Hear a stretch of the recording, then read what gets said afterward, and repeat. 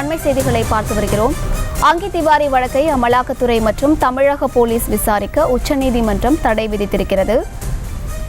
அங்கித் திவாரி வழக்கை அமலாக்கத்துறை மற்றும் தமிழக போலீஸ் விசாரிக்க உச்சநீதிமன்றம் தடை விதித்திருக்கிறது.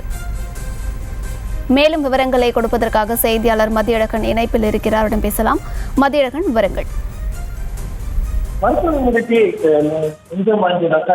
அமலாக்கத்துறை அதிகாரி அனுப்பிச்சு ஒரு கைது செய்யப்பட்டார். இந்த நிலையில் அவர்கள் தங்களுக்கு காவல் நிறுத்தி விசாரிக்க அனுமதிப்பதை அமலாக்கத்துறை சார்பில் உச்சநீதிமன்றத்தில் மனு தாக்கல் செய்யப்பட்டுள்ளது.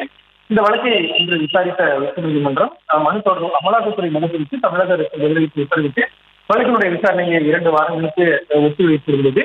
மேலும் இந்த விவகாரம் தொடர்பாக பறிமுதல் செய்யப்பட்ட ஆவணங்களின் விவரங்களையும் தாக்கல் செய்ய தமிழக அரசுக்கு உச்சநீதிமன்றமானது உத்தரவிட்டுள்ளது.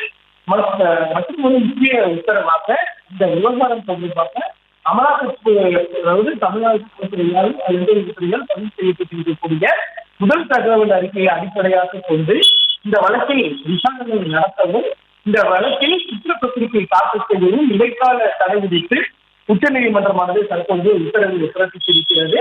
அதே போல அமலாக்கத்துறை சார்பில் வைக்கப்பட்ட இன்னொரு வாரம் அங்கித் திவாரியை நாங்கள் கைது செய்து அவரை விசாரணை நடத்த விரும்புகிறோம் என்று அமலாக்கத்துறை சார்பில் தெரிவிக்கப்பட்டது. அதற்கும் உச்சநீதிமன்றமானது தடை விதித்திருக்கிறது. அதாவது தமிழக அரசு பதிவு செய்திருக்கக்கூடிய அந்த முதல் தகவல் அறிக்கை மற்றும் அதன் அடிப்படையில் விசாரணை நடத்தவும் குற்றப்பத்திரிகை தாக்கல் செய்யவும் தடை. அதே போல அங்கித் திவாரியை அமலாக்கத்துறை கைது செய்வதற்கும் அவரை விசாரணை நடத்துவதற்கும் அமலாக்கத்துறைக்கு தடை விதித்து உச்சநீதிமன்றம் தெரிவித்திருக்கிறது.